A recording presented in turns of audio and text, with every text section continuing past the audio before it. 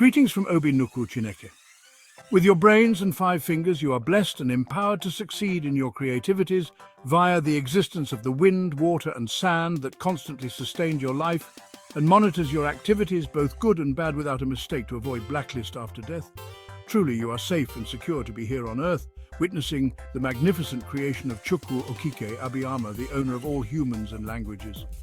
Be kind to your fellow human beings. Don't destroy lives for your own gain.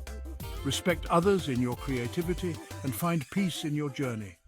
Have it in mind, praying for forgiveness after destroyed people's lives. It doesn't work because you spend time of planning evil toward your fellow human.